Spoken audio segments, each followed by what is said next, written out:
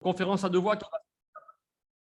Merci. Une conférence à deux voix qui va se passer de la manière suivante. Je vais donner la parole à Martine Janer et puis ensuite à Dominique Broussal. On ne fera pas de pause de questions au milieu et puis on va faire une série de questions à la fin.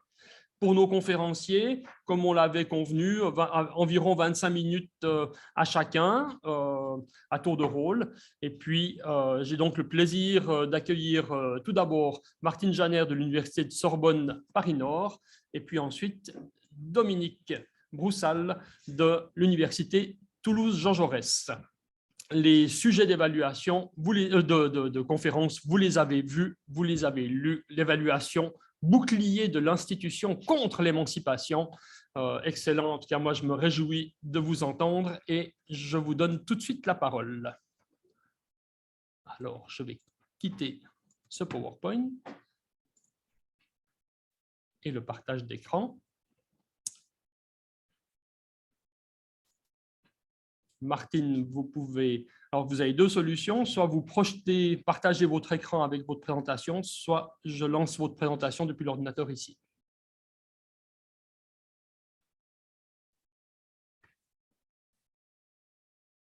Allô, Martine? Est-ce que vous nous entendez?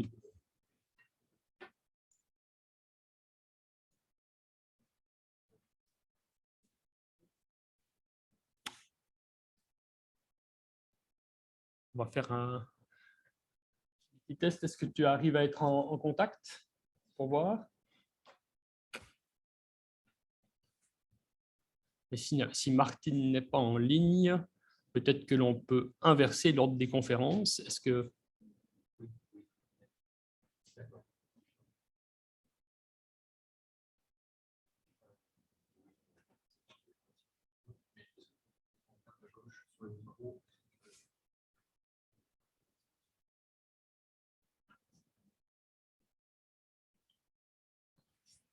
Jean-François, qui a discuté du programme de cette conférence double, et Dominique, selon vous, est-ce que inverser l'ordre des conférences, le temps que Martine trouve une manière de se connecter, vous semble possible et opportun? En ce qui me concerne, je pense qu'il n'y a pas de problème, puisque c'est la cohérence globale, donc que ce soit Dominique qui commence ou Martine, les deux, il n'y a pas de difficulté. Pas de souci pour moi, bien sûr, avec l'accord de Martine. Voilà. Alors, je pense que pour le moment, elle aurait de la peine à nous donner son accord. Alors, ma foi, qui ne dit mot consent? Désolé, Martine. Et Dominique, à vous la parole. Merci, bonjour à toutes, bonjour à tous. Je tiens vraiment à remercier les organisateurs de cette édition 2022 du colloque du GEVAP de m'avoir invité à donner cette conférence. Alors, je les remercie de nous emmener à réfléchir collectivement à ce triptyque émancipation, institution, évaluation. Alors, en effet, par un pied de nez de l'histoire, il se pourrait bien qu'alors que la thèse du déclin des institutions, soutenue par Dubé en 2002, concluait à une responsabilisation, à une autonomisation des travailleurs sur autrui, ce sont ces termes. L'importance croissante qu'a prise l'évaluation, aussi bien dans les hôpitaux, dans le travail social, à l'école ou à l'université, cette évaluation proliférante que Gori qualifie de néo-évaluation, j'y reviendrai, eh bien, suscite de nouvelles formes d'empêchement, d'assujettissement, de frein au désir d'émancipation individuelle et collective. Alors, je vais tenir un propos sensiblement différent de celui de François Julien hier après-midi, lorsqu'il pointait la contradiction entre institution et émancipation, au motif que le « in » du premier s'opposerait à l'ex du deuxième, ce qui n'est pas sans rappeler la façon dont on oppose généralement éducation et formation. Alors, en effet, si la question, moi, de l'émancipation dans les institutions me paraît pertinente, c'est que l'émancipation constitue, de mon point de vue, une condition ontologique, inséparable de l'idée même d'institution.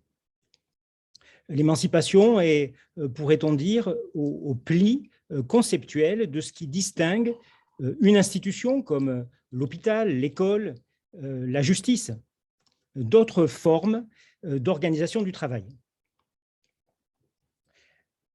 Les institutions se rattachent en effet à des imaginaires sociaux puissants qui font que les personnes qui y exercent perçoivent leur engagement professionnel comme l'opportunité d'agir sur le monde, de se transformer eux-mêmes en le transformant.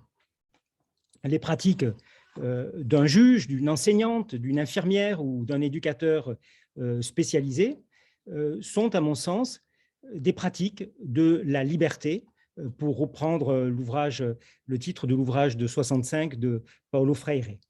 Et Freire insistait, vous le savez, sur l'importance que tient le dialogue dans ces pratiques. Un dialogue qu'il concevait comme la rencontre d'hommes et de femmes en vue, disait-il, d'un plus-être. Un dialogue par lequel doit s'opérer la transformation permanente de la réalité en vue d'une permanente humanisation des hommes et des femmes.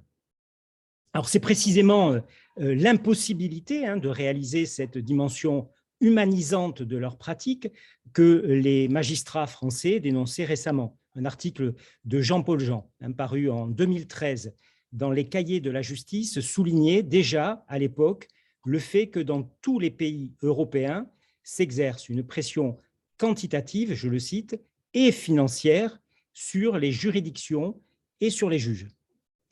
Et cette pression s'opérationnalise, on le sait, à travers des dispositifs d'évaluation qui privilégient ce qui est mesurable, la prestation, le coût, au détriment de ce qu'il est beaucoup plus difficilement, la relation. Alors, comme l'évoque Jean-Paul Jean, les usagers, eux, de leur côté, veulent une justice compréhensible qui prend le temps de les écouter, où ils aient leur place. À l'expression de cette demande, le ministère de la Justice français répond par la numérisation, l'open data et l'intelligence artificielle. Alors, autant de réponses qui ne sont pas absurdes. Voilà, si on considère l'encombrement actuel des tribunaux, les délais quelquefois déraisonnables que nécessite l'instruction des dossiers. Autant de réponses techniques qui pourront, on peut l'espérer, permettre à certains compteurs de repasser dans le vert, mais autant de réponses qui laissent dans l'ombre d'autres aspects qui contribuent pourtant au sentiment de justice, pour reprendre l'expression du Québécois Jean-François Roberge.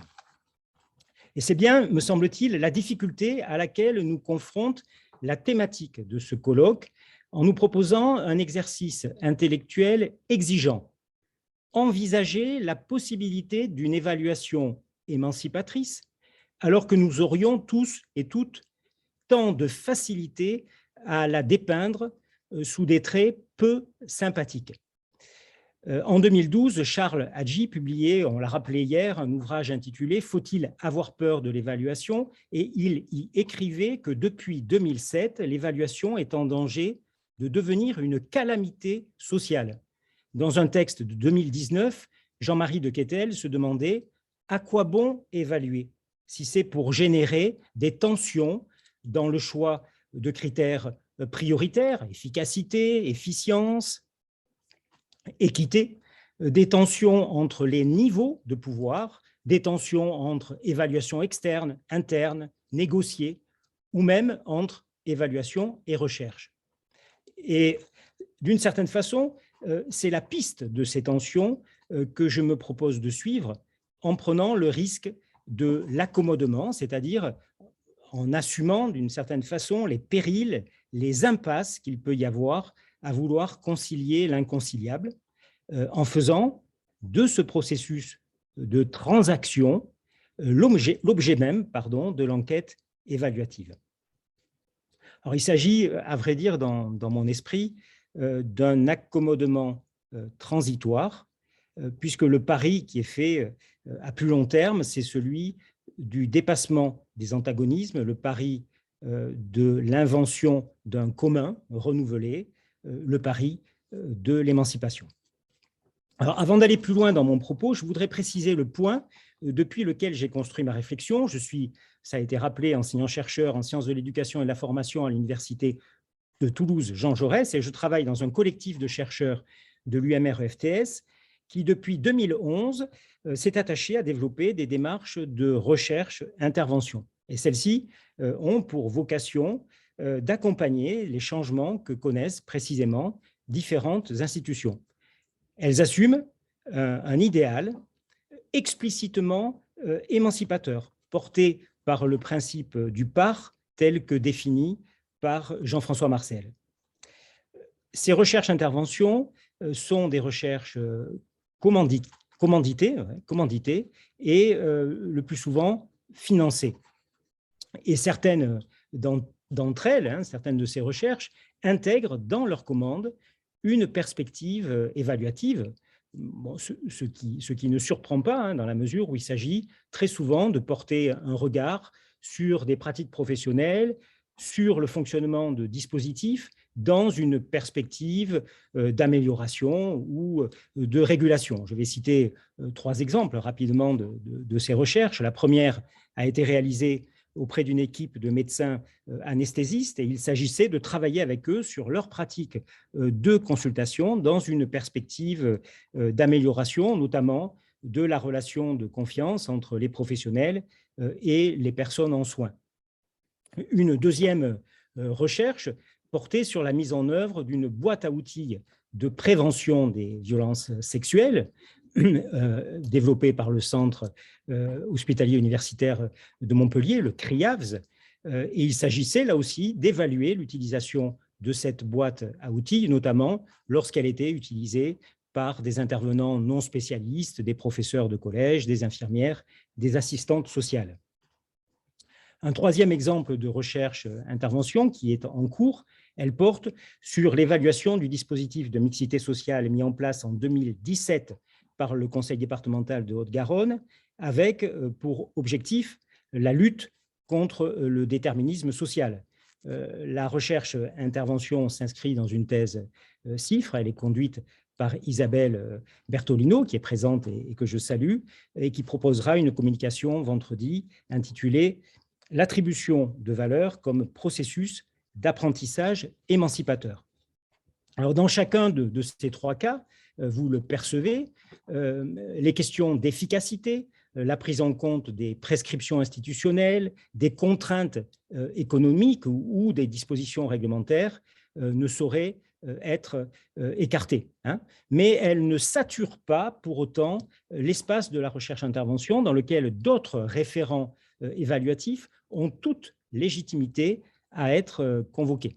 Je pourrais citer ainsi des référents relatifs au sens que les acteurs donnent à leur travail, à la façon dont celui-ci contribue à leur propre développement, voire, pourquoi pas, à leur épanouissement, mais également des préoccupations relatives aux questions de démocratie, de justice ou de solidarité, telles qu'elles se manifestent dans les environnements de travail.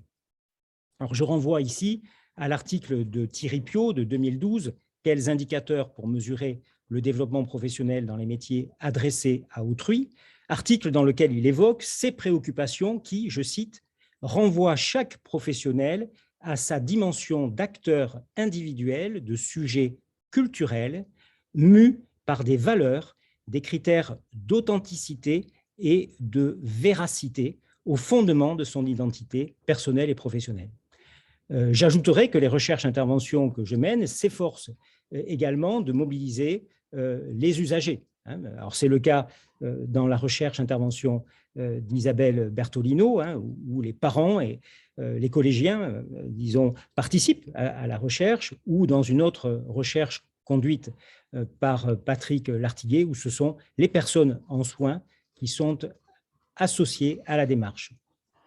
Alors, l'intervention du chercheur intervenant consiste dans ce type de démarche, à assurer les conditions d'un dialogue que l'on souhaite à la fois évaluatif et humanisant. Et nous y parvenons en nous saisissant positivement de l'écart entre les cultures et les pensées en présence. Je reprends ici les mots de François Julien dans son ouvrage de 2012, « L'écart et l'antre ». Je disais donc, nous tirons profit de cet écart entre les cultures ou les sensibilités représentées, mais également de l'écart existant entre des rationalisations concurrentes, ces rationalisations n'étant pas attachées à des personnes, mais largement incorporées par nous toutes et nous tous. Il s'agit de rationalisations fortes et de rationalisations faibles, telles que les évoque Thierry Piot dans l'article que j'ai cité, en référence à Habermas. Alors, la reconnaissance de cet écart, sa valorisation même, permettent de créer un espace fécond dans lequel la réflexivité se déploie, permettant de créer du jeu dans les systèmes de croyance, pour reprendre l'expression de Charbonnier, et d'ouvrir sur de nouveaux possibles. Voilà, ces précisions étant apportées, je vous propose de nous intéresser assez rapidement, mais tout de même, aux arguments de quelques détracteurs de l'évaluation, des arguments qui nous permettent de comprendre pourquoi il est tout à fait pertinent de considérer l'évaluation comme un bouclier que l'institution opposerait à ceux qui feraient mine de vouloir s'émanciper. Alors, je vais évoquer très rapidement trois auteurs en vous invitant à lire plus attentivement leurs travaux. Roland Gori, qu'on a cité hier et que j'ai cité tout à l'heure, dont l'un des ouvrages qu'il a co-dirigé s'intitulait « La folie évaluation ». Christophe Dejour, que vous connaissez bien pour son ouvrage notamment de 80 Travail et usure mentale, mais je me référerai ici à son petit opus de 2003 qui s'intitule « L'évaluation du travail à l'épreuve du réel, critique des fondements de l'évaluation ». Et pour finir, François Simonet, qui est docteur en sciences de l'éducation et qui a fait sa thèse à Toulouse avec Michel Lecointe. Je m'appuierai sur un de ses articles qui s'intitule « L'évaluation, objet de standardisation des pratiques sociales ». Roland Gori, pour commencer. Donc, Roland Gori définit la néo-évaluation comme une nouvelle manière de donner des ordres au nom d'un rationalisme économique morbide, dit-il, c'est-à-dire qui ne voit dans l'humain qu'un capital à exploiter à l'infini. Cette néo-évaluation est pour lui extrêmement liée, vous le devinez, à la culture du capitalisme financier, culture à laquelle les institutions classiques n'échappent pas. Elle est, rappelle-t-il, associée à une prétendue objectivité des chiffres et elle contribue à décomposer les pratiques professionnelles en actes essentiellement techniques. Alors pour Gori, cette néo-évaluation installe une technocratie d'expertise qui confisque toute forme de démocratie et finalement conduit les individus à une soumission librement consentie. Alors la position de Gori est assez radicale. Il faut avant tout refuser l'évaluation, dit-il, en la considérant comme l'instrument privilégié par laquelle bien une morale purement utilitariste s'installe dans nos manières de penser.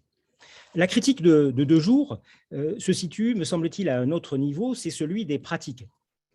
Là aussi, en allant assez vite, Dejour rappelle que la réalité du travail consiste à combler un écart entre le prescrit et l'effectif, c'est assez classique, mais il va plus loin en indiquant que ce réel du travail, au fond, comment on reconnaît le fait que l'on travaille réellement, eh bien, précisément parce que nous sommes mis en échec. Voilà, le travail résiste à toute prétention à la maîtrise.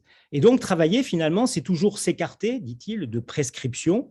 Et comme ces prescriptions ont un caractère normatif, travailler, finalement, c'est toujours faire des infractions. Alors, l'effet pervers de l'évaluation, consiste, selon lui, à renforcer exagérément la puissance de la norme, ce qui conduit, in fine, les pratiques à entrer en clandestinité. On conçoit les effets désastreux que cela peut avoir sur la transmission des cultures de métier, sur la dimension sociale des pratiques, sur la possibilité même de toute forme d'émancipation, celle-ci ne se concevant, de mon point de vue, qu'avec les autres et supposant une reconnaissance mutuelle, une forme de partage qui est absolument incompatible avec la dissimulation, la dissimulation que l'évaluation produit. L'analyse de Simonet, troisième et dernière analyse, nous paraît extrêmement intéressante pour notre propos aujourd'hui, puisqu'elle concerne la vie même des institutions envisagées comme des organismes. Alors Simonet rappelle les deux dynamiques qui se trouvent en interaction permanente, celle de l'institué, inscrite dans une logique de reproduction, de perpétuation des valeurs, et celle de l'instituant, attentive, écrit-il, à la production de nouvelles valeurs dans une logique d'ouverture créatrice. Alors, on reconnaît bien sûr l'influence de l'analyse institutionnelle et on pourrait rajouter le processus d'institutionnalisation qui n'est pas mentionné ici. Ce n'est pas mentionné parce que c'est difficile à dire, voilà, sans doute. Voilà. Donc, ce que l'évaluation est susceptible de produire, eh bien, Simonet indique que c'est une rigidification de l'institué qui laisse finalement très peu de place à sa remise en cause. C'est d'autant plus vrai dans l'évaluation-contrôle, dont Vial disait dans un ouvrage de 2001 qu'elle s'appuie sur l'ordre, le génère, le prône, ce qui condamne finalement l'institution à coïncider sans fin avec elle-même, pour reprendre l'analyse de François Julien, à se figer, à ne plus apparaître comme un organisme vivant auquel chacun pourrait contribuer et que chacun peut faire évoluer. Alors peut-être une hypothèse, la montée actuelle de l'intérim dans le champ du travail social ou à l'hôpital, ou encore le décrochage de certains enseignants pourrait peut-être être réfléchi sous cet angle. Alors, je l'ai laissé entendre, ma position en tant que chercheur intervenant ne saurait être celle de Roland Gori. Il ne s'agit pas pour moi de refuser l'évaluation, ni même d'y aller à reculons, ou de manger à sa table avec une très longue cuillère. Voilà. Mais il ne s'agit pas non plus d'ignorer ces critiques qui me paraissent tout à fait recevables, ou les résistances que l'évaluation peut susciter chez des participants de nos recherches-interventions. Alors tout l'enjeu, moi, me semble-t-il, consiste à les embarquer dans une aventure collective intellectuellement excitante, une enquête dont l'évaluation serait tout à la fois l'horizon, le vaisseau, mais aussi le sillage qu'il laisse derrière lui. Alors pour cela, il faut, me semble-t-il, j'en arrive à une partie un peu de proposition, il faut éviter de reproduire la logique du pot de fer contre le pot de terre, de dresser l'un contre l'autre des référents qui ne jouent définitivement pas dans la même cour, mais dont aucun n'est indigne en lui-même.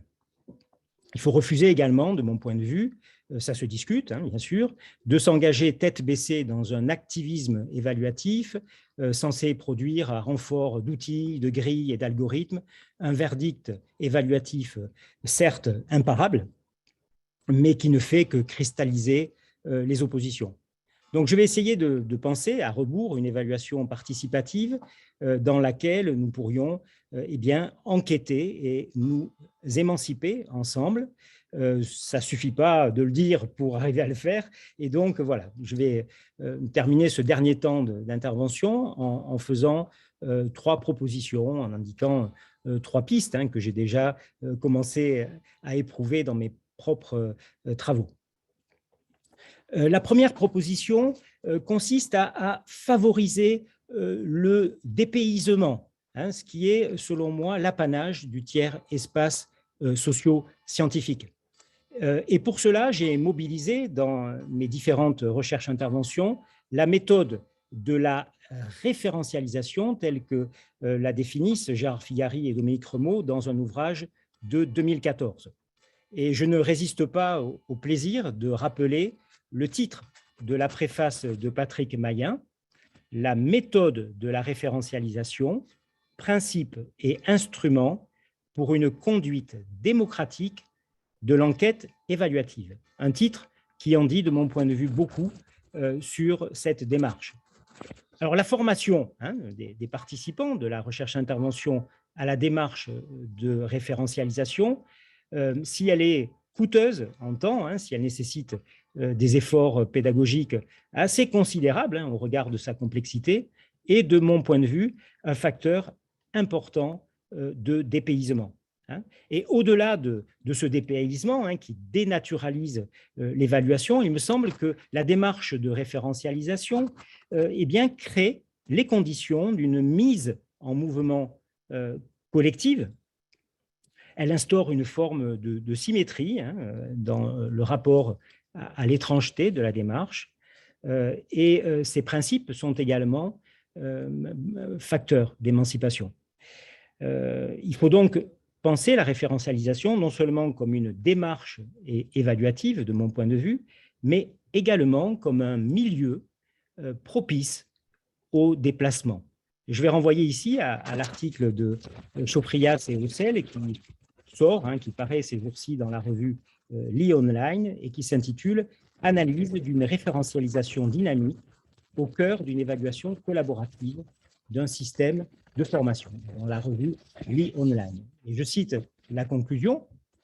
« Les référents et référés construits à partir de l'expérience des participants sont le produit d'échanges et de controverses constructives qui ont toutes donné lieu à des accords. Ces résultats dévoilent l'importance accordée par les évaluateurs et les évaluatrices au contexte de l'évaluation, comme l'avaient déjà soulevé Mottier-Lopez et de Chamboux, rappelant ainsi l'intérêt d'une co-construction ascendante d'un référentiel d'évaluation par une diversité d'acteurs. Deuxième proposition, il me semble qu'on ne peut pas envisager une évaluation émancipatrice sans que celle-ci interroge, à un moment de son parcours, les référents plus ou moins partagés qui permettent de donner de la valeur à l'évaluation elle-même. Évaluer l'évaluation, donc, pourrait-on dire. Alors que ce jugement, disons, évaluatif soit positif ou négatif, il me semble que la clarification de ces référents et surtout leur hiérarchisation me paraît indispensable. Et c'est surtout d'ailleurs dans cette hiérarchisation que les écarts se manifestent d'expérience. Troisième et dernière piste, ne pas hésiter, me semble-t-il, à mettre au cœur des échanges les étonnements que les uns et les autres peuvent éprouver. Ces étonnements ont en effet, disons, un rôle d'ouvreur d'enquête, pour reprendre les mots de Joris Thievenaz dans le dialogue très fructueux qu'il mène avec la théorie de l'enquête de Dewey. Ces étonnements peuvent parfois nous sembler relever de digression, mais c'est dans ces marges que la créativité s'exerce.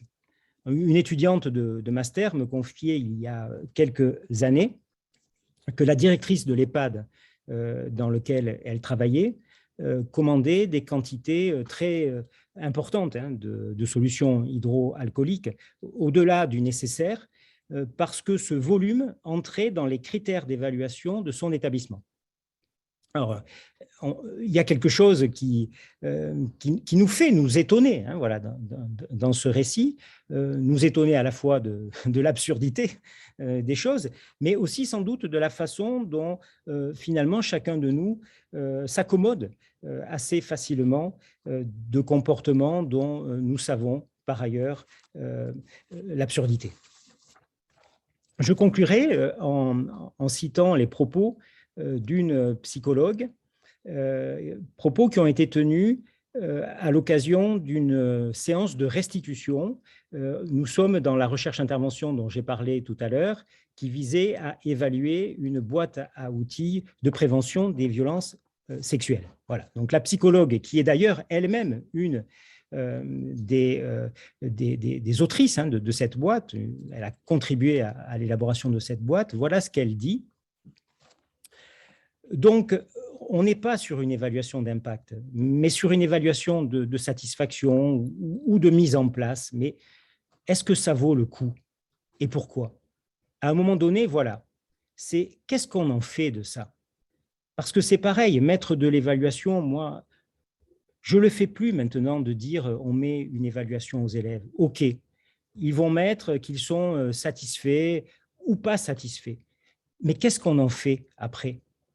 À un moment, voilà, si c'est pour faire du boulot en plus et prendre du temps. On parlait du tabac tout à l'heure, hein, des campagnes de prévention et du fait que les jeunes sont passés à autre chose. Mais est-ce que ce sont les campagnes de prévention qui ont fait qu'ils sont passés à autre chose? C'est peut-être les modes qui changent. C'est plus à la mode, la cigarette, le tabac.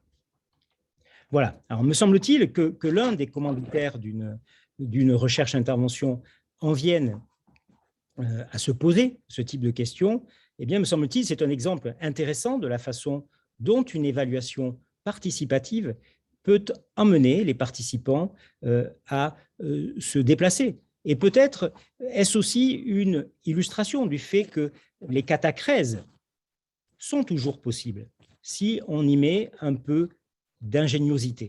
Hein, à la façon dont les arrosoirs, oui, peuvent connaître une deuxième vie heureuse en bac à fleurs, eh bien, les boucliers évaluatifs de l'institution peuvent parfois se transformer, me semble-t-il, en tremplin émancipateur. C'est du moins tout ce que je leur souhaite. Voilà, je vous remercie pour votre attention.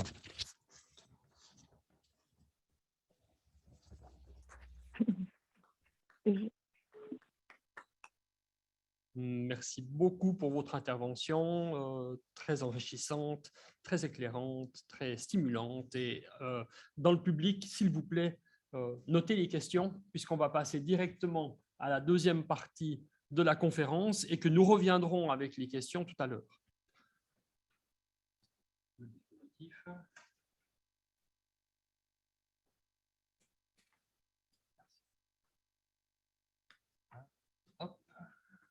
Sur silencieux pour qu'il n'y ait pas de vibration.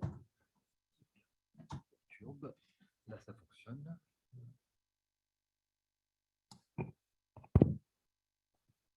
Martine, est-ce que tu peux dire quelque chose, s'il te plaît? Oui, bonjour à tous. Est-ce que vous m'entendez? Oui, vous m'entendez? Ça va? Ouais. Oui. Oui, vous m'entendez? Oui, ça va. Je vais juste faire un petit support pour te écoutez, mettre. Écoutez, je suis très heureuse de vous retrouver. Je vous prie, je suis vraiment désolée. Je ne sais pas ce qui se passe d'habitude, ça fonctionne tout de même. Et là, effectivement, il n'y a ni l'image, il n'y avait pas non plus le son. Donc, merci Alban et merci aux collègues d'avoir trouvé cette solution pour communiquer. Alors, j'ai envoyé le diaporama. Monsieur Grémion, si vous voulez bien, je vous indiquerai du coup à chaque fois la diapo, si vous êtes d'accord. Oui, parfait. Tout à fait, oui. Merci beaucoup. Donc, voilà, j'ai pu écouter tout de même quelques propos de mon cher collègue Dominique Broussal et je pense que nos communications sont tout à fait non seulement cohérentes, mais elles vont se compléter. En tout cas, quand j'ai été sollicitée pour intervenir sur cette fameuse question, l'évaluation bouclier de l'institution contre l'émancipation, bien sûr, j'étais un peu provoquée parce que ce n'est pas mon domaine de prédilection en recherche. Et du coup, je me suis demandé, l'agir évaluatif en recherche, dans le cadre des recherches, moyen de contrôle ou levier d'émancipation, j'essaierai de répondre à cette question. Donc, première diapositive, l'introduction, donc, voilà. Il s'agit du coup de réfléchir au rôle et aux apports d'un agir évaluatif en recherche, bien sûr dans le contexte actuel, notamment en référence, je pensais à l'ouvrage de Laval de 2007 avec cette orientation néolibérale de notre société, dans laquelle effectivement l'économie de la connaissance accentue la rivalité des projets de recherche pour obtenir des financements, au point de faire apparaître effectivement l'agir évaluatif comme un frein contre l'émancipation à la fois de la recherche, par la recherche et en recherche. Pour ce faire, du coup, je me suis retournée sur finalement mon expérience de la recherche depuis une vingtaine d'années, notamment des recherches empiriques, et plus spécifiquement encore en reprenant en considération les recherches qui visaient à valoriser les personnes avec lesquelles et auprès desquelles elles se sont réalisées, en adoptant un angle qui était celui de la construction finalement professionnelle du chercheur, en référence à Yves Schwartz, parce que je me suis dit, au fond, sur les 20 années de pratique de recherche, eh bien, je ne cesse d'apprendre. Et du coup, il s'agit d'appréhender le devenir sujet agissant en recherche. Pour ce faire, donc, il était important d'essayer d'identifier les enjeux d'un agir évaluatif in situ, c'est-à-dire au moment où la recherche se fait, mais également les enjeux d'un agir évaluatif ex post, c'est-à-dire une fois que la recherche est terminée. Du coup, nous allons suivre la diapo suivante, merci, pour annoncer le plan. Pour ce faire, et ne pas parler de manière trop générale, il m'a semblé important de repartir d'une recherche précise qui vient de se réaliser, et j'ai choisi celle-ci particulièrement justement parce qu'elle a soulevé des difficultés et notamment nécessité des ajustements en lien avec un agir évaluatif in situ au moment où elle s'est réalisée. Du coup, ensuite, je présenterai bien sûr quelques éléments de cet agir évaluatif in situ. Dans une troisième partie, je prendrai le point de vue de cet agir évaluatif ex post, c'est-à-dire suite à cette invitation à communiquer dans votre beau colloque et qui provoque la pensée et qui oblige à revenir sur ce qui s'est passé avant de dresser quelques perspectives. Diapo suivante, s'il vous plaît. Donc, le focus pour présenter une recherche réalisée avec effectivement quelques objectifs et visées, le dispositif, quelques éléments de compréhension, les quelques faits aussi et résultats qui ont provoqué justement les ajustements, donc là en lien avec cet agir évaluatif in situ au sein de notre équipe sciences de l'éducation, et quelques éléments aussi sur les ajustements réalisés. Diapo suivante, s'il vous plaît. Voilà, donc sur la recherche réalisée, il s'agissait effectivement d'une recherche financée par la Fondation des maladies rares, portée par une équipe médicale, ce qui est très important à repérer, et puis puis au final, une seule équipe de chercheurs en sciences de l'éducation et de la formation sur les années 2015-2018. Deux objectifs présider à cette recherche, en tout cas pour notre partie en sciences de l'éducation et de la formation, améliorer l'accompagnement des personnes atteintes de maladies auto-immunes rares à partir du récit de leurs expériences du vivre au quotidien avec la maladie, en référence notamment aussi à LFCN et CARA 2015, encore donc une maladie peu connue des soignants et des thérapeutes, et bien sûr, à travers ces récits, affiner le champ de compréhension de la maladie vécue en vue de favoriser des ajustements dans les prises en charge, bien évidemment, sur la base d'une attention aux déclinaisons spécifiques de la maladie selon les personnes et leur contexte de vie. Diapo suivante, s'il vous plaît. Du coup, il y avait un protocole donc, qui s'inscrivait dans une recherche qualitative à visée politique, dans la mesure où elle revendiquait la reconnaissance des patients, de leur savoir expérientiel de leur expertise de la maladie, dans le sillage notamment des travaux de Catherine Tourette-Turgis, de Joris Thiévenaz, en lien bien sûr avec Catherine Tourette-Turgis, mais aussi Emmanuel Jouette, Luigi Flora, et notamment les recherches à Montréal sur ce modèle de recherche collaborative et participative. Les patients volontaires étaient appelés des co-chercheurs dans cet esprit de reconnaître et de partager, et il s'agissait de constituer une communauté virtuelle via une plateforme numérique collaborative afin d'ouvrir effectivement un espace d'échange, de coproduction, mais aussi de conseil et de diffusion des savoirs. Diapo suivante, s'il vous plaît, merci. Le dispositif est donc composé de binômes, un chercheur et un co-chercheur, d'une plateforme de dépôt concernant les récits sollicités auprès des co-chercheurs, avec évidemment, il était prévu que les retours des chercheurs eux-mêmes étaient déposés et mis en commun sur cette plateforme. Il y avait également des consignes d'écriture qui étaient programmées dans le temps, et puis était prévu un questionnaire de fin de recherche. Diapo suivante, s'il vous plaît.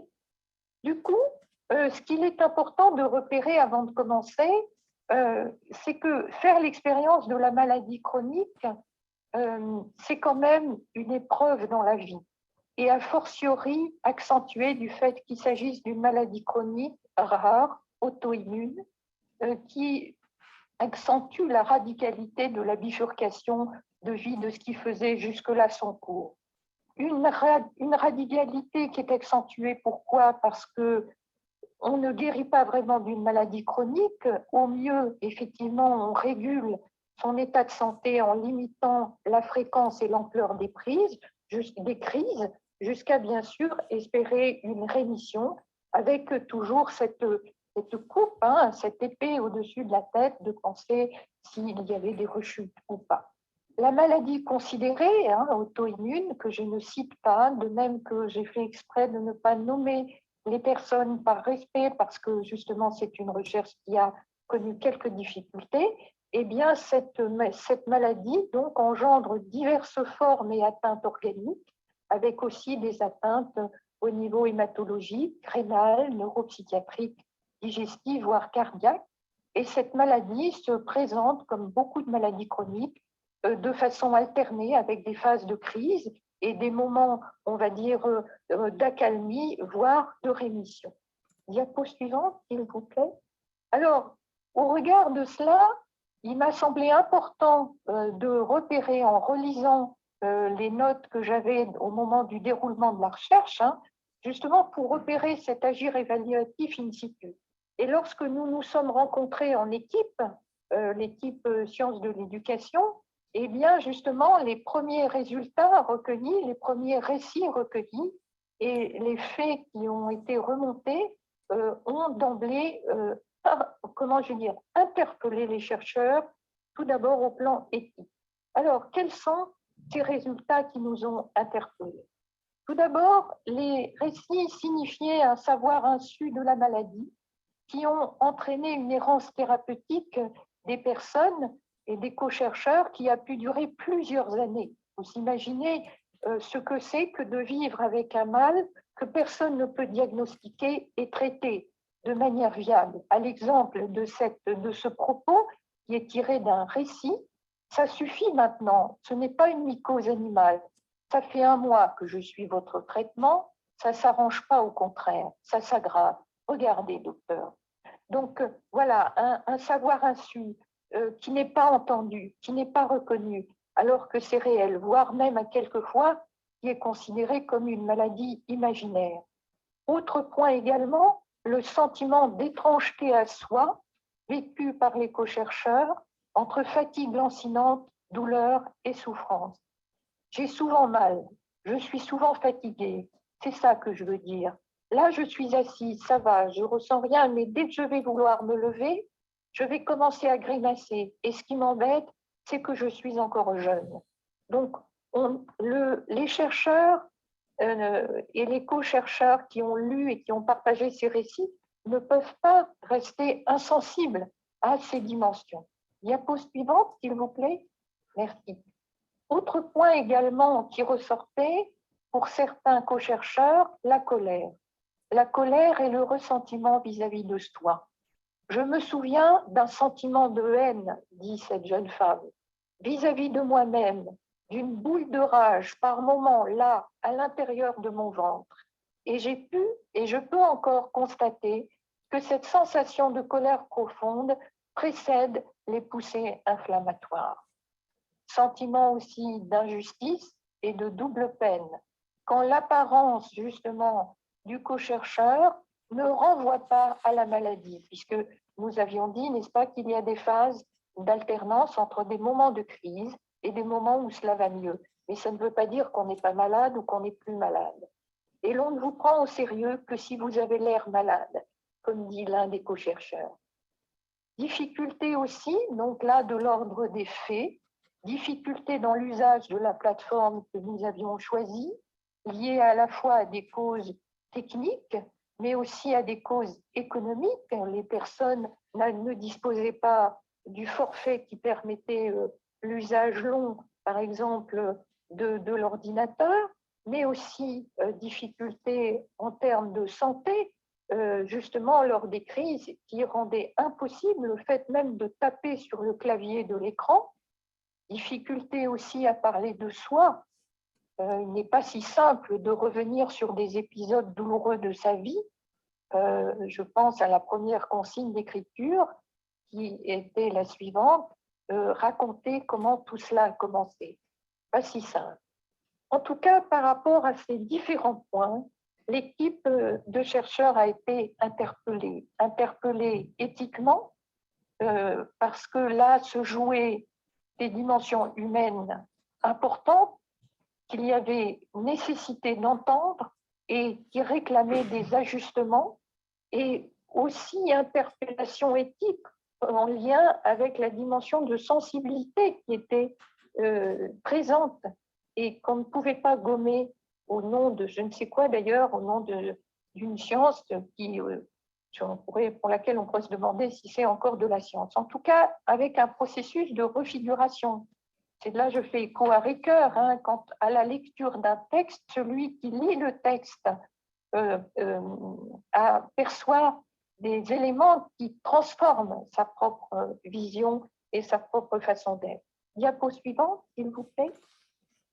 Merci. Alors du coup, par rapport à cet agir évaluatif et in situ, en équipe, nous avons opéré des ajustements. Donc, proposer des temps de formation aux outils, si c'était adapté en fonction de chaque co-chercheur, voire même réviser le choix de l'outil, diversifier les supports en recourant justement aux outils et aux supports que les co-chercheurs avaient l'habitude d'utiliser et qui ne posaient pas de difficulté, notamment en passant par le téléphone plutôt que par l'ordinateur, réintroduire autant que possible une relation humaine, sachant que, voilà, en essayant de réaliser des entretiens en présentiel quand c'était possible, ou bien sous forme visiophonique ou téléphonique, puisqu'il n'avait pas été prévu dans le budget justement de se déplacer. Or, les personnes, les co-chercheurs venaient de tout l'Hexagone. Reprogrammer bien sûr et adapter les étapes et les délais impartis pour que chacune des consignes d'écriture prenne en compte justement l'état de santé de chaque co-chercheur et donc forcément des avancées qui n'étaient pas ordonnées comme elles étaient dans le projet initial, mais qui étaient effectivement à géométrie variable. Diapo suivante, s'il vous plaît. Du coup, il y avait effectivement dans ces ajustements, il y avait à prendre en compte les freins à parler de soi, et par pudeur, par aussi culture, en lien également avec la mise en récit qui n'est pas si évidente que cela à pratiquer. Et puis, nous avons également ajusté les modalités de passation du questionnaire, qui était l'échelle d'estime de soi de Rosenberg, dont les items, je ne sais pas si vous les connaissez, mais qui nous ont particulièrement interpellés. Et nous n'avons pas pu négocier le fait de ne pas utiliser cette échelle. Je ne reviens pas sur ce dernier point parce que le manque du temps. Nous avons commencé d'écrire sur justement les les modalités qui ont été adoptées à ce moment-là. Diapo suivante, s'il vous plaît. Du coup, je prends maintenant le point de vue d'un agir évaluatif ex post, c'est-à-dire une fois que le repointage à travers le journal de recherche des évaluations in situ, bon, voilà, a été repéré. Maintenant, la recherche, il m'apparaît que la recherche, comme toute activité, s'inscrit dans le cadre d'un travail, avec comme principe, effectivement, comme l'a rappelé d'ailleurs tout à l'heure de ce que j'ai entendu Dominique Broussal, un écart entre le prescrit et le réel, avec Schwartz, et notamment la réédition de plusieurs de ses écrits dans l'ouvrage de 2021 avec Castejon et Rollin. Et donc, cet écart qui se constate, donc, effectivement, de fait, avec les ajustements réalisés. Mais aussi, le contenu de l'écart est resingularisé en prenant en compte, effectivement, justement, ce que disent et ce qu'on fait, les récits et les échanges que nous avons pu avoir avec les co-chercheurs, mais aussi, bien sûr, resingularisé au niveau du chercheur lui-même dans son ajustement au regard des effets hétérobiographiques qui peuvent y avoir. Diapo suivante, s'il vous plaît. Et puis cet écart aussi renvoie à l'activité du corps-soi, qui n'est ni vraiment le sujet parfaitement conscient, ni le sujet non conscient, mais qui se trame, qui se vit, qui s'éprouve. Et du coup, il y a également à pointer cet écart en termes de débat de valeurs. Débat de valeurs qui renvoie à des débats de normes, débats de soi à soi par rapport à ce qu'on pensait et ce qui est provoqué à penser, qui permet de repenser les choses, notamment en termes d'activité de recherche. Débat donc qui renvoie aux valeurs qu'il y a besoin de préciser. Et du coup, diapo suivante, s'il vous plaît. Du coup, bien sûr, quelles étaient ces valeurs? Alors, en réexaminant, il m'a semblé que les valeurs, tout d'abord, la reconnaissance de la valeur de la personne humaine, à travers notamment qui se traduit par le respect ou non. Reconnaissance aussi de l'expérience vécue et des savoirs qu'on peut en tirer, que l'expérience seule ne suffit pas, mais elle est le limon d'apprentissage et de savoir qui peuvent en être tirés. Valeur aussi de la cohérence d'ensemble, entre justement, au niveau de la recherche, entre la visée scientifique du projet et sa mise en œuvre concrètement dans les attitudes, les postures, les propos qui prônent la reconnaissance, mais encore faut-il effectivement qu'elle soit effective. Et puis, bien sûr, reconnaissance des co-chercheurs et de leur expertise, quelle place est faite au savoir qu'ils transmettent. Cohérence, donc, au final, avec la visée politique plus globale de démocratie en santé, en référence à Lefebvre-Olivier et de Mailly. Et puis, valeur aussi du partage de ses expériences, et notamment et de ses acquis, bien sûr, au niveau d'une communauté de personnes dans le sillage de l'analyse de Benjamin, notamment sur l'importance d'une expression et d'une transmission, mais aussi d'une diffusion des expériences vécues propres à enrichir justement le patrimoine de l'humanité. Diapo suivante, s'il vous plaît. Il y a aussi le repérage des valeurs promues dans le cadre des choix épistémologiques et méthodologiques. Et là, il est apparu beaucoup plus nettement qu'effectivement, les deux équipes fonctionnaient avec des méthodologies différentes, des enjeux différents. L'équipe médicale qui valorisait davantage la mesure, la quantification avec une approche en extériorité, et puis l'équipe de sciences humaines, de sciences de l'éducation et de la formation qui s'inscrivait dans une logique qualitative à visée compréhensive, qui promouvait, comme je l'ai dit tout à l'heure, effectivement des dimensions expérientielles, mais aussi, bien sûr, les constructions de savoir. Si les deux approches admettent des principes de recherche communs, notamment ceux qu'opèrent en termes de faillibilité, c'est-à-dire nous pouvons toujours nous tromper, mais aussi le principe de l'importance de la contradiction dans une discussion, justement, de façon à faire avancer la recherche et la réflexion, l'agir évaluatif ex post en tout cas, me semble avoir permis d'accentuer la prise de conscience de la valeur cardinale du respect de la personne humaine, en écho à Cantos Perder, dans les recherches du type de celle, en tout cas, qui est examinée. Diapo suivante, s'il vous plaît. Du coup, il m'a semblé que cet agir évaluatif ex post a permis de préciser encore davantage la dimension humaine de ce qu'on pourrait appeler les recherches en sciences humaines.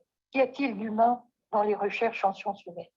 Et par-delà des écrits antérieurs que j'ai pu rédiger concernant le geste de philosophie éthique, eh bien, il me semble aujourd'hui que l'agir évaluatif rétrospectif ex post permet de revisiter de façon critique les déroulements, les modalités, en pointant encore plus précisément les ajustements développés comme des aspects créatifs pour maintenir une cohérence entre les principes et les valeurs défendues, affichées, et puis le respect in situ, concrètement et modestement, c'est-à-dire avec humilité aussi, puisqu'on ne peut pas se prétendre ni prétendre être d'emblée dans le respect. C'est à chaque seconde que se jouent ces attitudes de cohérence en termes de principes, de valeurs et de visées.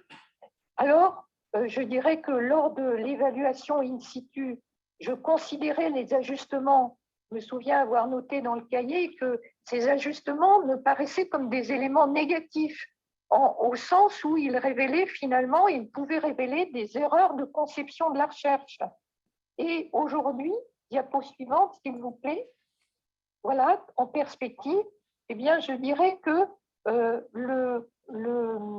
la dimension, si le souci éthique a surgi de façon nécessaire dans l'agir évaluatif in situ, c'est-à-dire au moment où l'activité de recherche se fait, et donc on ajuste, afin de trouver effectivement comment poursuivre l'avancement, eh bien, je dirais aujourd'hui que ce travail, cette réflexion sur l'agir évaluatif ex post, notamment en référence avec IFA, eh bien, je pense qu'il a permis de préciser l'importance et le rôle joué par les choix qui fonctionnent du coup comme des critères permettant de comprendre davantage leur importance. Il a permis en tout cas, cet agir évaluatif ex post, d'appréhender moins la négativité de ce qui était apparu comme des erreurs de conception que, au contraire, la créativité, la positivité des ajustements réalisés. Et du coup, par-delà l'agir évaluatif ex post, je dirais que justement, cet agir a permis de comprendre ce qui a déclenché le souci éthique, qui a eu lieu, à la fois au niveau sensible, hétérobiographique, mais bien sûr aussi en termes de recherche, de façon à tenter de rester cohérent avec les dimensions politiques et épistémologiques, bien sûr, de démocratie en santé. Diapo suivante, s'il vous plaît. Du coup, ce double agir évaluatif in situ dans l'activité de recherche au moment où elle se fait, et cet agir évaluatif ex post, une fois que tout est fini, on reprend les choses, on relit les notes, on se replonge dans ce qui s'est passé, équivaut pour moi à une évaluation critique, au sens de Foucault, c'est-à-dire qui ne chercherait pas à juger, mais à faire exister une œuvre. Elle ne multiplierait pas les jugements, mais les signes d'existence. Et dès lors, pour répondre à la question initiale posée, ce double agir évaluatif ne contribuerait-il pas non seulement à professionnaliser le chercheur en sollicitant chez lui un devenir sujet agissant en recherche, toujours en cours, mais également à promouvoir son émancipation en rendant possible une distanciation au sens d'Ardoineau et Berger, mais aussi en actualisant un processus de capacitation en référence à justement Maury et Djerassi dans leur très beau texte de 2020. En tout cas, ce double agir évaluatif avec cette visée critique de faire exister l'œuvre avec lucidité, c'est pas prôner l'œuvre, c'est au contraire avec une lucidité plus grande sur ce qui a pu se passer, ce qui a pu faire levier, ce qui a pu faire frein et donc continuer de développer ainsi le travail de la recherche. Je vous remercie.